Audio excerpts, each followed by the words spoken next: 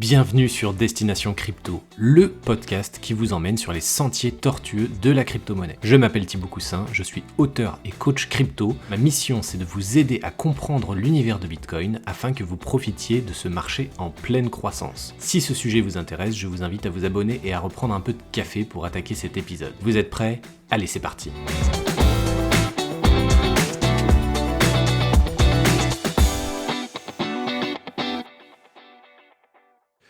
Bienvenue dans ce nouvel épisode de podcast. Aujourd'hui avec moi, mon Bitcoin et mon couteau, c'est le nom de la chaîne YouTube de Nicolas qui est avec moi aujourd'hui. C'est un YouTuber crypto que j'ai eu la chance de rencontrer au X-Day, l'événement organisé par Elrond qui s'appelle maintenant Multiverse X. Donc Nicolas, merci d'être présent. Comment vas-tu aujourd'hui ? Merci à toi déjà pour cette occasion de m'exprimer dans tes podcasts. Ça va très bien, ça va très bien, ça va très bien même depuis 1 an, hein, depuis que je fais cette chaîne YouTube, ça se passe très bien pour moi et puis, en plus, le X-Day, ça s'est très bien passé. On s'est rencontrés là-bas et tu as vu, comment ça s'est passé, quoi. C'était vraiment, l'ambiance était vraiment chouette, tout se passe bien donc ça va très bien. Ouais, de très belles personnes rencontrées, une bonne ambiance et effectivement, j'ai pu participer en partie à un de tes lives, sur le Ouais. moment. C'était, spontané et c'était super. Donc, est-ce que tu peux nous faire un rappel de ton parcours, un peu comment ta passion de la crypto est arrivée, dans ta vie? J'ai une licence, d'économie. J'ai fait des études du coup, bac+5, marketing et communication aussi pour, le master. Mais bon, c'est pas des choses qui m'ont vraiment intéressé en fait, les études, ça m'a beaucoup ennuyé. Pour moi, c'était vraiment pénible. Bon, il fallait le faire quoi. C'était un peu le parcours, voilà. Et ensuite, après mes études, bon, la preuve que ça c'est pas ça qui me passionnait non plus, le salariat ou ces choses-là. J'ai préféré voyager tout de suite après mes études. Je suis parti, ouais, après mon stage de fin d'études, 1 mois après, j'étais en Argentine, à Buenos Aires. J'ai fait un voyage, de 8 mois et demi. À la base, je pensais être seulement en Amérique du Sud, mais moi je suis allé en Argentine, au Brésil, en Colombie, en Équateur, au Pérou et j'ai continué aux États-Unis et jusqu'à Montréal et puis, je suis rentré en France. Ensuite, j'ai cherché du boulot. J'ai travaillé comme community manager. Il y a eu un plan de restructuration, pas mal de gens ont été licenciés, j'en ai fait partie. J'ai eu une période, pendant laquelle du coup je me suis demandé: «Qu'est-ce que je fais maintenant?» Et je m'intéresse aussi, beaucoup au rap, ça fait partie, rap et crypto, on va dire, c'est 2 passions donc que j'ai voulu tenter et j'ai aussi des projets musicaux. Bon, pas forcément en me disant, avec un but de succès, mais parce que c'est quelque chose qui me tenait à cœur. Je voulais essayer, en fait, puisque j'écoute, beaucoup de rap depuis longtemps, donc j'ai voulu essayer et finalement, c'est comme ça que j'ai pris le micro, au début, en fait. Peut-être même que ça m'a aidé, en fait, pour la suite et pour YouTube et puis à un moment, bon, j'ai recherché du travail. Bon, je parcourais les offres d'emploi, je candidatais, je postulais et ça m'a pas plu, tant que ça, en fait. J'avais, au fond de moi, le sentiment que ça me plaisait pas, c'est pas ça que je voulais faire. Du coup, je m'intéressais déjà aux cryptos depuis un moment. C'est pour ça que je me suis dit, en fait, les gens qui s'intéressent autant aux cryptos que moi, bien souvent, elles travaillent elles-mêmes dans la crypto, dans des projets ou sur YouTube et vu que j'ai cette affinité, avec le web, les réseaux sociaux et tout, je me suis dit: je vais tenter le coup». J'ai créé ma chaîne YouTube, j'ai fait une première vidéo et voilà quoi, c'est parti comme ça en novembre, 2021 du coup. D'accord, novembre 2021. Donc c'est à ce moment-là, que tu as commencé à te renseigner sur les cryptos à quel moment? Plutôt avant du Alors coup? ouais, ça a été, il y a eu des allers-retours. En fait, la première fois où j'en ai entendu parler, c'était peut-être vers, 2012-2013, mais bon, c'était loin quoi. C'était loin, c'était quelque chose, voilà, on entend parler de certaines choses, des fois dans l'actualité, mais c'est pas pour ça qu'on s'y intéresse vraiment. D'une manière générale, je m'intéresse beaucoup à la société, son fonctionnement, puis, un peu les tendances. J'aime bien aussi la technologie et puis, je regardais, une série en fait, c'est sur, la première fois où j'ai recommencé à vraiment m'intéresser aux cryptos, c'était je regardais Mister Robot et en fait, ça parlait de l'effondrement, du système financier à un moment donné et bon, c'est un peu loin, hein, dans ma tête, mais il y avait l'idée que, après, l'effondrement, c'était l'histoire, avec un hacker, il voulait faire péter le système financier et derrière, les cryptos pourraient prendre, le relais. En tout cas, les cryptos serviraient toujours à échanger quand, les banques seraient bloquées et on pourrait plus, retirer notre argent des banques. Et à partir de ce moment-là, je me suis dit, un peu dans une idée de résilience ou par rapport à soi-même, se dire: «Est-ce que les cryptos, finalement, ça pourrait pas être un moyen de continuer d'échanger et sauvegarder de la valeur?» Donc ça, c'était, en 2016, mais bon, voilà, il y a plusieurs à-coups. Du coup, fin 2016, j'ai commencé vraiment à m'y intéresser encore plus et là, j'étais prêt à acheter, enfin m'y intéresser. Faut bien avouer, il y avait l'aspect spéculatif qui m'a aussi beaucoup intéressé. Fin 2016, du coup, j'ai regardé ça, il s'est passé bien un bon mois et j'étais prêt à acheter. Le bitcoin était vers les 800, 900 et les Ethers à 8 je crois. J'étais prêt à mettre à peu près, 1 000 balles. Donc je me suis inscrit sur Coinbase, je passais le KYC et ma carte d'identité n'est pas passée. J'ai essayé le lendemain, j'ai essayé plusieurs jours de suite, c'est pas passé et finalement je me suis pas mis dedans, alors que c'était vraiment le meilleur moment là, j'étais, début 2017. C'était un bon moment, après les fêtes de Noël, je m'en souviens bien et puis bon, je me suis dit: «Ça doit pas être le moment» du coup. Bon voilà quoi, sachant que c'est quand même prendre un gros risque et c'était encore vraiment inconnu pour moi quoi et c'est en 2020 à nouveau, j'ai regardé les prix à nouveau. À plusieurs moments en mai, j'avais acheté un petit peu de bitcoin, puis en septembre, mais vraiment pas beaucoup quoi et toujours sans vraiment comprendre et du coup fin 2020 là, je me suis dit: «Bon il se passe vraiment un truc et j'ai pas envie de nouveau, louper l'occasion» et là je me suis mis vraiment à fond quoi, vraiment à fond à partir de fin 2020 et bah, depuis voilà quoi, c'est ça et un an après quoi, je me suis dit: «Bon bah, voilà, maintenant, j'y pense tous les jours, je regarde des choses dessus tous les jours, de l'actualité» et voilà ma chaîne YouTube quoi ensuite.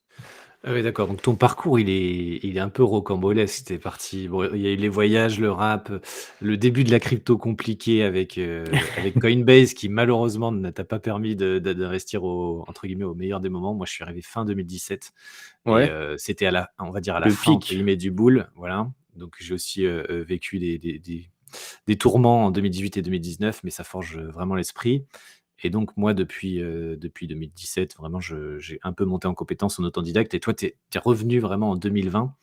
Donc c'est intéressant et puis le parallèle avec, Mister Robot, j'adore aussi cette série avec, c'est E-Corp, la société Mmh. qui un peu vautour et qui aussi introduit une crypto-monnaie, le e-coin dans la série. Donc c'est vrai que ça me parlait beaucoup aussi, l'effondrement du système et le côté crypto qui prend un peu le relais. Donc moi, je recommande au passage la série Mister Robot, j'ai vraiment apprécié. Très intéressant du coup ton parcours. Est-ce que tu peux nous dire, pourquoi tu as donc créé cette chaîne YouTube? On voit qu'il y avait un côté, une volonté de produire, donc il y a eu le rap, mais ensuite il y a eu la crypto et la chaîne YouTube qui est arrivée. Est-ce que actuellement tu es, 100 sur ta chaîne YouTube et sur les réseaux sociaux? Le côté community manager t'a bien plu et t'a permis de rebondir là-dessus sur la chaîne YouTube? Ou est-ce que tu as quand même encore une part d'employé, de salariat classique? Ou est-ce que tu arrives à vivre pleinement de ton activité actuellement? Alors ouais, je suis 100 sur, YouTube, Twitter, tout ça, Twitch, je suis complètement là-dessus. Après en vivre, c'est-à-dire qu'il faut avoir des réserves parce qu'en ce moment en fait, ça fonctionne beaucoup, avec les partenariats, quoi. Un youtubeur, à moins de faire vraiment des très gros scores et pour ça, bah, je faudra attendre peut-être le prochain bull run et là, c'est possible. C'est un moment où, on a vu là sur toute l'année 2021, il y a des youtubeurs qui ont pris, 100 000, 150 000 abonnés. Mais sinon YouTube, ça permet pas, du tout de vivre. Du coup, ça passe par des partenariats. Donc j'en ai eu quelques-uns, jusque, bah, au moment où, ça s'est quand même vachement ralenti et du coup, c'est ça l'hiver crypto, hein. C'est un peu, bah, l'idée de l'ours, hein, qui doit, pendant l'hiver, bah, il faut avoir, des réserves, sinon ça va pas et en fait, on utilise ces réserves et on attend, le moment du printemps, quoi. C'est ça. Bah, évidemment au début, en fait, ouais, quand je me suis mis sur YouTube, je me suis pas dit, «Ça va être pour faire de l'argent». Je me suis plutôt dit, c'était vraiment l'idée, en fait, je cherchais en freelance, hein, comme, community manager freelance, mais malgré ça, du coup, je m'étais fait aussi un statut d'auto-entrepreneur. Je partais un peu déjà sur cette voie où me séparer un peu plus de l'entreprise et me centrer plus sur moi-même. C'était pas dans une idée de faire de l'argent avec YouTube, c'était vraiment la passion, ouais, en fait, c'est ce qui me motivait. C'est ce qui me motivait, en fait. J'ai écouté ce qui me motivait le plus et du coup, j'ai fait ça et d'ailleurs, en fait, Je pense que YouTube, on peut pas y arriver si, même enfin, pour beaucoup de choses, en fait, où ça se passe en autodidacte et on dépend que de soi-même, l'entrepreneuriat, on peut pas y arriver si on n'a pas une vraie motivation parce que ça demande, tellement de temps, tellement d'efforts qu'on n'y arrive pas si on n'a pas la motivation, quoi. Et pour avoir cette motivation, il faut que ce soit des choses, qui nous passionnent vraiment. Si la motivation première, c'est de se dire, avoir des abonnés, comme ça on va avoir de l'argent et tout ça, enfin c'est prendre le truc par, le mauvais côté, je pense. Je suis pas le seul à le dire, je pense que tous les gens concernés, par ça, diraient la même chose, je pense. Et je sais plus c'est quoi la question de base, mais Non, c'était pourquoi avoir créé ta chaîne YouTube, vraiment la ouais, question bah, centrale. voilà quoi, Mmh. finalement, la motivation et aussi, ouais, je me suis dit, moi-même, en fait, toutes mes réflexions, ou mes recherches ou les choses que j'apprenais, je me suis dit: «Ça pourrait être, utile à d'autres personnes». Heu, D'ailleurs, je suis beaucoup, aussi sur Elrond, Multiverse X maintenant et en fait, ce qui se passait, au mois de novembre, l'année dernière, du coup, quand j'ai lancé ma chaîne YouTube, il y avait, le Dex de Maillard qui était aussi lancé et du coup, moi-même, je me renseignais pas mal sur la défi, et en particulier sur Maillard à ce moment-là et je me suis dit: «Bon, voilà, moi, je comprends des choses, j'ai compris des trucs et vu que je commençais à avoir ma chaîne YouTube, je me suis dit: «Beh, en fait, ça peut me faire du contenu». Parce qu'au début, on se demande, «Ça va être quoi mon contenu? Je vais parler de quoi? Je vais produire quoi?» et je me suis dit, «En ce moment, il y a sûrement plein de gens qui se posent la même question, qui se demandent, comment ça fonctionne, comment je dois faire». Je me suis dit: «Bah, je vais faire une vidéo là-dessus et ça va correspondre, c'est un contenu qui correspondra, à un besoin». Donc voilà, en fait aussi j'essayais d'expliquer, comment ça fonctionnait le farming, à ma copine à ce moment-là. Bon, j'essayais de lui expliquer, je voyais que c'était un peu difficile et je me suis dit, «Peut-être, faudrait même que je fasse un dessin» et c'est pour ça que dans ma vidéo, du coup, maintenant qu'il y a 1 an où j'expliquais un peu le farming sur le Maillard Exchange, j'avais fait un petit schéma et tout et du coup, en fait, ça part vraiment d'une idée d'essayer de faire comprendre à quelqu'un et faire comprendre à des personnes, des choses que moi j'avais pu comprendre et du coup, ça peut être utile. Et aussi, même avant ça, on va dire, oui, l'origine de la chaîne YouTube, pas mal autour de moi, auprès d'amis, j'avais un groupe, sur Signal et bah, je passais un peu des informations à des amis. Donc finalement, à une toute petite échelle, avec des amis, je faisais déjà ça. Je leur expliquais comment, rentrer dans la crypto quand ils s'y intéressaient, par où passer, comment ça fonctionnait, un peu les principes, de base. Donc en fait, je faisais déjà ça. C'était de l'entraînement, peut-être aussi quelque part et ça m'a permis de peut-être développer plus, de pédagogie, ensuite pour ma chaîne YouTube, je pense. Ouais, je pense qu'il y a 2 choses sur lesquelles je te rejoins moi personnellement sur mon profil à moi, c'est que j'ai aussi créé, justement du contenu. Alors toi, c'est plutôt sur les réseaux sociaux, YouTube, Twitch et Moi, c'était plus à la base sur les livres où j'ai vu qu'il y avait un réel, manque d'informations en français sur les livres et c'est comme ça que je me suis lancé parce que j'ai vu que beaucoup de gens me posaient des questions sur l'univers de la crypto et qu'à force de me répéter et à force Mmh. d'avoir des discussions qui sont parfois longues et pas évidentes, Ouais. en quelques minutes à résumer, je me suis lancé un peu dans tout ce qui est livre et c'était ma façon à moi de partager mes connaissances en vraiment pour entre guillemets «aider les autres» et c'est après que j'ai vu que, bah, finalement ça pouvait devenir un modèle économique, mais que ça dépendait énormément du marché. Donc comme tu l'as rappelé, les périodes de cycle haussier, donc les bull market, c'est super, hein, tout va bien, il y a plein d'abonnés, il y a plein de ventes, il y a plein de trucs.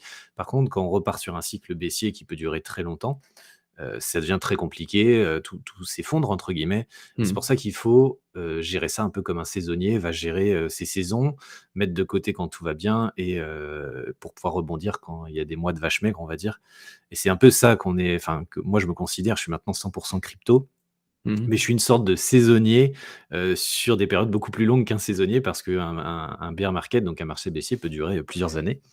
Donc c'est vraiment, toute une stratégie à mettre en place autour de ça pour vivre de sa passion et je pense que du coup, toi, tu le vis grâce à travers les réseaux sociaux, en faisant des calculs aussi un peu et moi, je suis aussi, obligé de faire ça donc on se rejoint un peu là-dessus. Tu parlais du coup de Elrond qui vient de se renommer, Multiverse X. Là, à l'occasion, on s'est rencontrés, sur Paris. Pourquoi tu couvres énormément Elrond? Pourquoi cette blockchain, cet écosystème en particulier? Qu'est-ce qui t'a plu, à l'origine? Ouais, bah, en fait, franchement, il y a une part, de hasard, parce que je me suis vraiment pas dit en lançant ma chaîne YouTube, «Je vais me positionner et m'orienter sur Elrond», Multiverse X du coup, il faut bien le dire, faut le dire régulièrement pour s'y habituer aussi et je me suis vraiment pas dit ça, mais du coup, je sais pas, c'est venu tout seul. Hem, Comme je te disais un peu plus tôt, j'ai fait, une vidéo où j'expliquais le farming et tout ça, sur le DEX, de Maillard. Du coup, bah, j'ai vu aussi qu'il y avait des gens intéressés, donc j'ai vu que ce thème, intéressait. Quand je faisais des vidéos, qui traitaient d'Elrond, j'avais plus de visibilité. Malgré ça, dès le départ, du coup, j'ai compris très vite qu'en fait, je pourrais me faire une audience, comme ça. J'avais vraiment cette volonté de pas parler que de ça et de parler d'une manière générale de la crypto, bah, en ayant conscience qu'il y aurait pas que des gens, surtout en fait pendant la période de bull run, il y aura des gens de tout horizon qui vont se poser les questions, c'est quoi les NFT? Ça fonctionne comment? Les cryptomonnaies, dans leur ensemble, à quoi ça sert? L'utilité et en fait, moi, j'avais aussi envie, parce que c'est ce que moi je crois comprendre et ce que je perçois, ça va vraiment s'installer dans nos usages, quotidiens, dans notre vie, au cours des années et donc, de quelle manière, à travers quoi? Je pense aussi, par exemple, beaucoup que ça va être à travers, des loisirs, en fait, hem, le sport, par exemple, les billetteries, les NFT ou, bon, même, pour, des papiers d'identité, un permis de conduire, carte d'identité, tout ça. Je pense vraiment que, cette technologie, elle va prendre à travers, tellement de choses, tellement de choses qu'on en fait, c'est comme internet, en fait, voilà et ça va devenir, normal et naturel donc bah, tout le monde, hein, tu le sais très bien, sûrement, c'est ce que tu t'es dit sûrement aussi, quoi et du coup, pourquoi Elrond? Bah, parce que ça m'a peut-être intéressé plus que les autres écosystèmes. Bah, bien sûr, il y a Bitcoin, hein, du coup, je parle aussi beaucoup de Bitcoin. D'ailleurs, mon Bitcoin est mon couteau, même si ça vient aussi d'un jeu de mots et d'ailleurs, le nom de ma chaîne vient, en fait, d'une chanson, que j'avais fait, pas mal de mois avant, dans laquelle je faisais ce jeu de mots, mon Bitcoin et mon couteau, à un moment. Au moment de faire ma chaîne, c'est vraiment, bah, comme OXD, hein, quand je faisais les interviews, il y a une grosse part, d'improvisation de choses que je contrôle pas spécifiquement et je me suis dit: «Bon, il me faut aussi un générique. Bon, je vais prendre, un morceau, de ma propre chanson, un petit passage».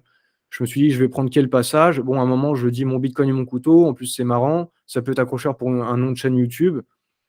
C'est vraiment improvisé comme ça. De toute façon, je me suis dit: «Si personne me voit, on s'en fout. Puis bon, si ça marche, voilà, tant mieux». Et du coup, bah, j'avais, mon bitcoin et mon couteau, c'est devenu le nom de ma chaîne. Donc, bien l'idée aussi que je m'intéresse beaucoup aussi au bitcoin et d'une manière générale tout l'écosystème et pour Elrond, j'ai commencé à vraiment m'y intéresser plus quand, j'ai téléchargé l'application Maillard, je l'ai téléchargé, c'était en février, je crois que ça avait été lancé, en février, 2021 et au début, je l'avais téléchargée, mais sans trop la regarder, parce que j'avais déjà un wallet, Elrond, sur le web quoi, sur le navigateur et puis bon, à un moment donné, j'ai un peu plus regardé, je me suis dit: «Tiens, mais ça me fait quand même vachement penser à un réseau social en fait», la façon dont c'est agencé, ça avec le petit menu en bas et d'ailleurs encore plus aujourd'hui, hein, parce qu'il y a eu des évolutions, des mises à jour et je me suis dit: «Du coup, il y a vraiment une pensée, pour, le plus grand nombre». En me renseignant aussi, en faisant mes recherches, en écoutant, par exemple aussi une interview, sur le journal du coin, de Benjamin Minkou.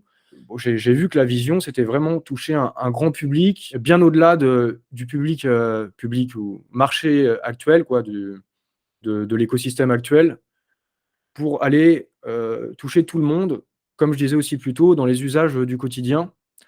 Donc je me suis dit qu'il y avait vraiment une vision qui pouvait, correspondre à l'adoption de masse, en fait. Comparé à d'autres blockchains, qui peuvent avoir, des blockchains très performantes aussi, avec, moi-même si j'ai pas le côté tech, hein, j'ai pas les connaissances, pour, mais, il y a plein d'autres blockchains, très qualitatives et puis de toute façon, tout sera interopérable. Enfin, c'est ce que je me dis, c'est ce que je pense, quoi et de plus en plus, ça semble se tourner vers ça.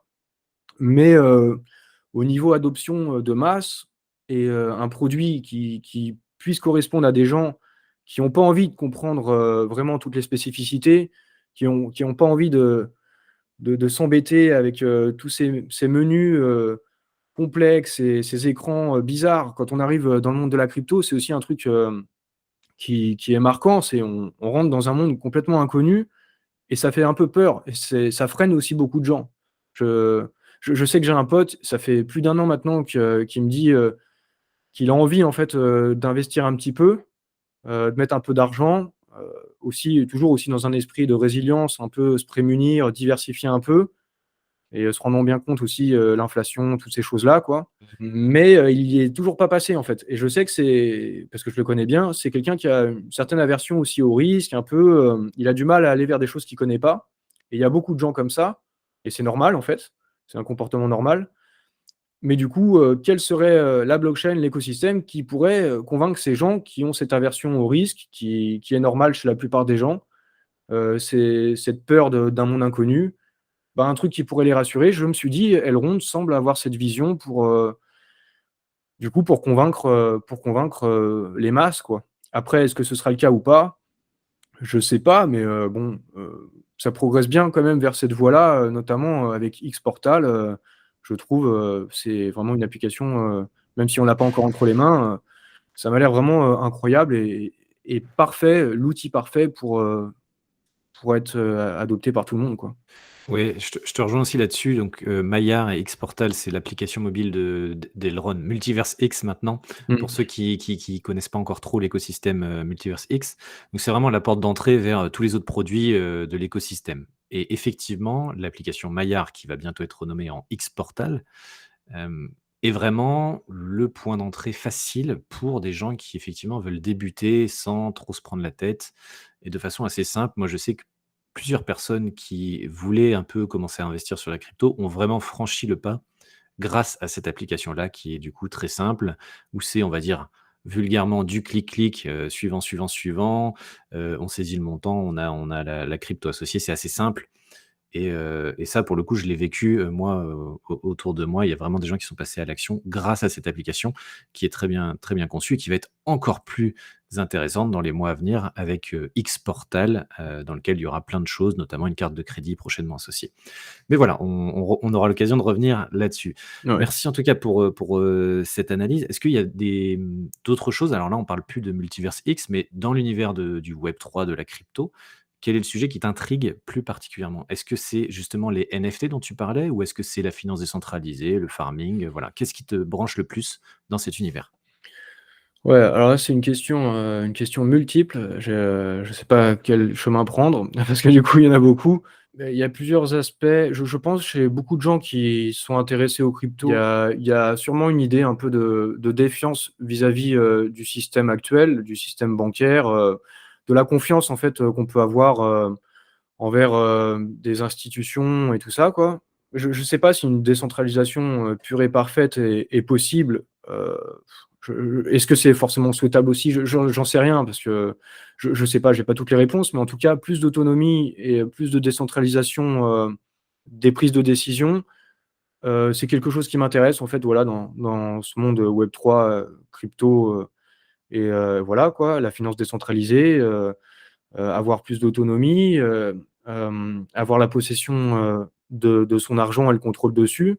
Je pense qu'en vérité, je pense que c'est quelque chose que tout le monde souhaiterait, hein. Par contre, c'est quelque chose souvent de compliqué, quoi. Quand on en parle, autour de nous, souvent les gens, même sans parler de crypto, l'inflation, ça peut être des choses, pas simples à comprendre, peut-être pour, la personne, lambda, la finance, tout ça.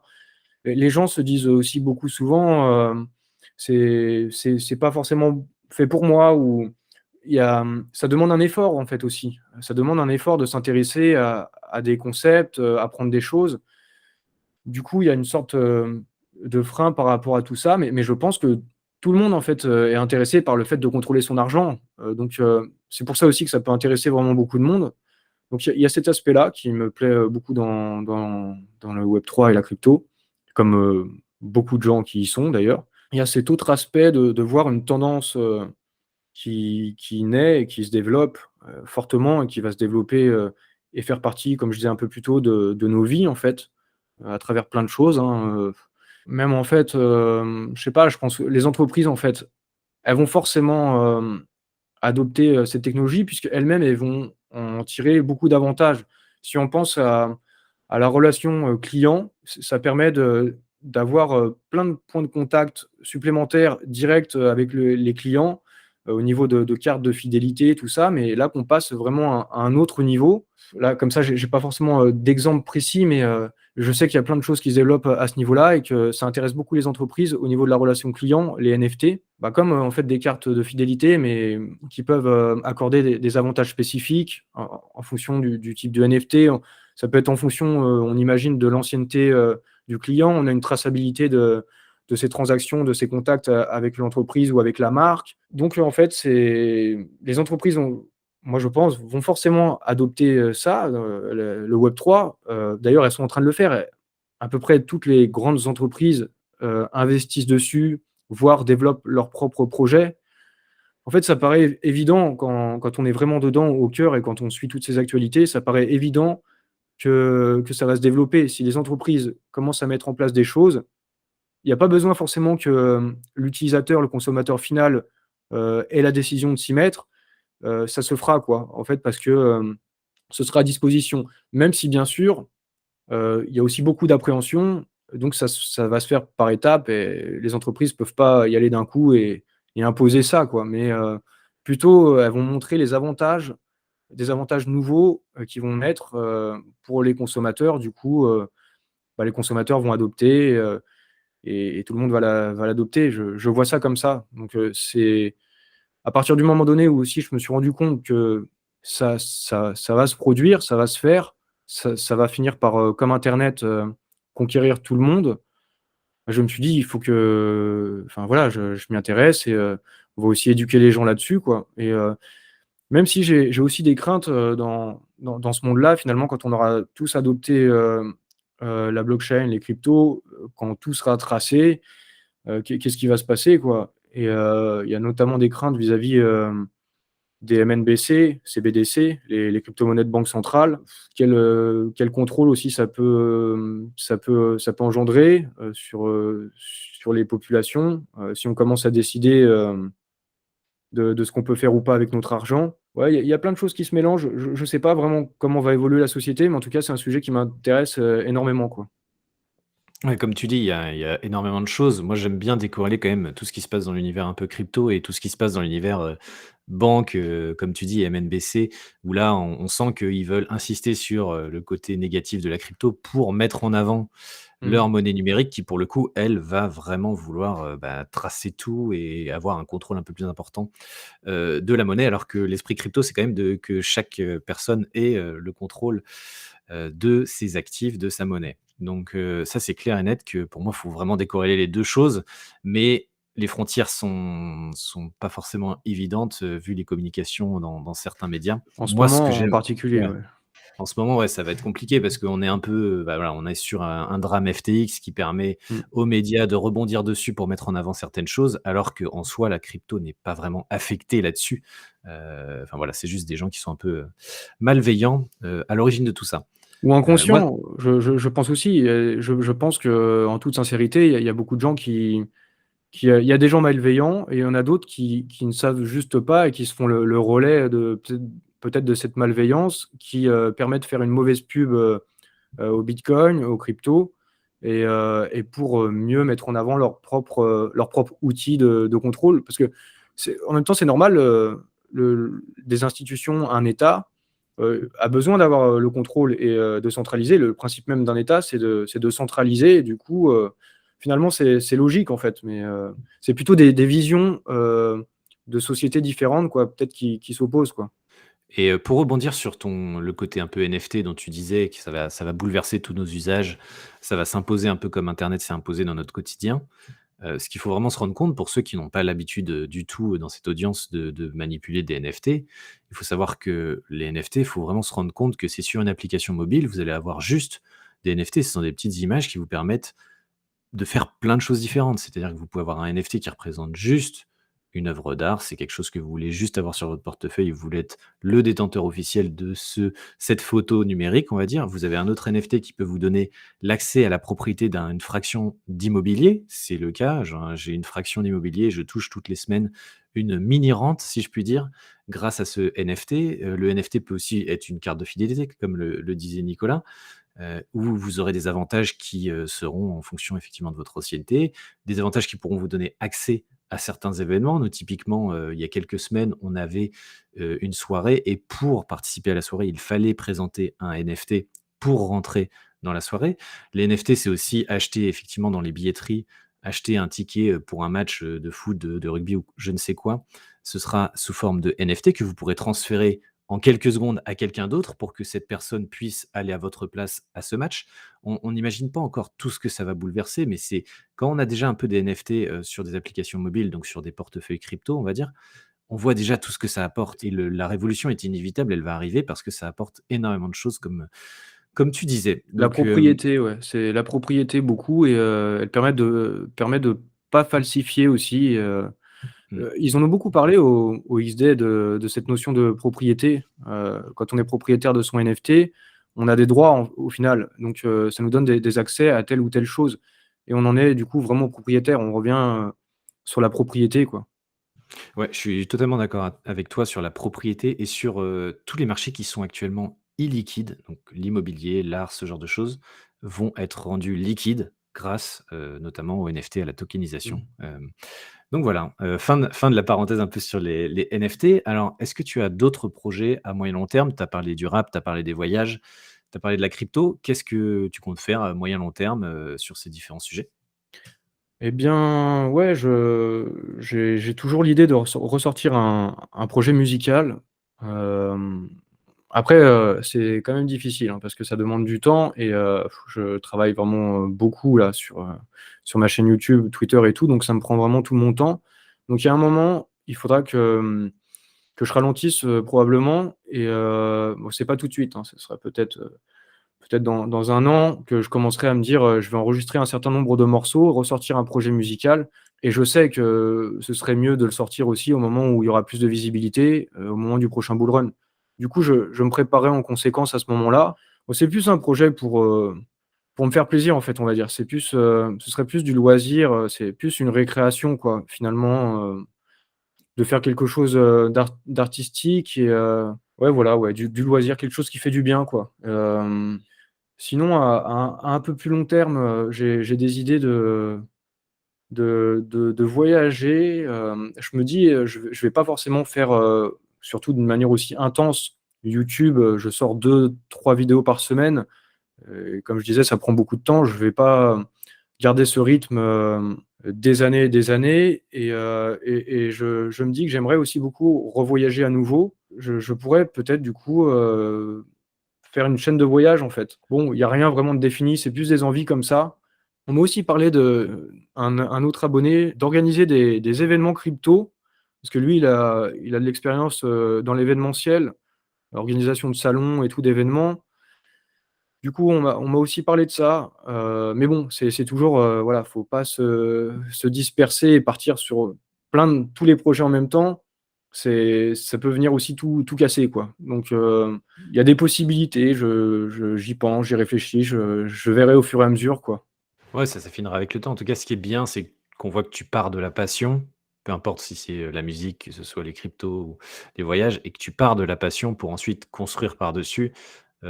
Alors que maintenant on est plutôt habitué à viser, il faut, un rendement, Mmh.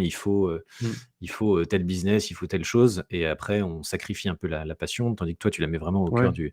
du processus et ça c'est très rafraîchissant. Merci en tout cas, de ta présence et je tiens à préciser que tu es la première personne que je vois faire un live Twitch pendant 3 heures et demie à une soirée avec la musique à fond. Tu encore sur le Ouais. montage, c'est très, très long tu m'as dit. Bravo en tout cas, pour tout le contenu que tu produis et pour finir cette interview, toi qui as l'habitude de YouTube, de Twitch, est-ce que tu as un conseil à donner à quelqu'un qui voudrait se lancer sur, YouTube ou sur Twitch? Ouais, c'est un peu ce que alors sur YouTube et sur Twitch, c'est peut-être aussi un peu différent. Justement aussi, moi, je me suis pas lancé tout de suite sur Twitch, même si j'avais cette idée-là, depuis déjà des mois. Déjà parce qu'il faut un peu de temps en plus ou s'agencer, s'organiser différemment. mais aussi parce que c'est du live, quoi. J'avais aussi cette petite appréhension de me dire, du live, il faut pouvoir l'animer, il faut pouvoir le gérer, c'est pas comme quand on fait une vidéo, où on peut s'arrêter de parler et puis se dire: «Ah non, ça, je vais le redire, c'est mal dit». Donc heu, pour Twitch, je pense que c'est mieux, si on a pu s'entraîner avant, par exemple, en faisant des vidéos YouTube. Dans l'ordre, si on veut faire les 2, vaut mieux commencer par des vidéos YouTube où on peut enlever le morceau qui va pas, quoi, ou si on a dit n'importe quoi ou quoi. Et sinon, comme conseil, ouais, bah, c'est partir, de la passion, d'une vraie motivation, quoi. Partir sur un sujet, plutôt que, voilà, d'essayer de par exemple sur la crypto, en l'occurrence, plutôt que de se dire, «Je vais parler de crypto parce que, au moment du bull run, il va y avoir beaucoup de visibilité, je vais avoir des abonnés». Bon, bien sûr, ça marchera probablement, en fait. Il y a des chances, mais d'une manière générale, pour YouTube, il vaut mieux, partir de quelque chose qu'on va maîtriser aussi, déjà, et parce qu'on va être passionné dedans, qu'on va pouvoir y consacrer du temps.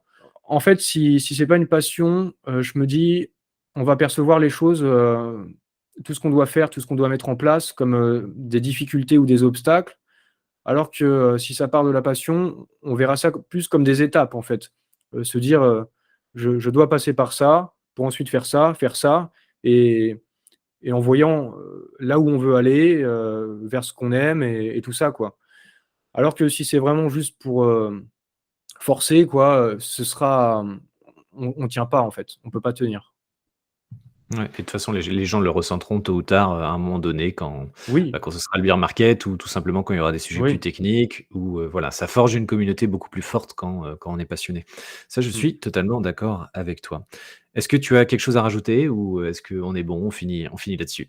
Bah, à part te remercier de me donner l'occasion de m'exprimer, avec toi, et puis en plus c'est sympa parce que ça me sort un peu de ce que je fais habituellement, de mes vidéos. Ça fait aussi prendre du recul, se poser ces questions-là et tout. Donc c'est un autre format, j'ai pas l'habitude, donc ouais, c'est cool, c'est bien, j'aime bien.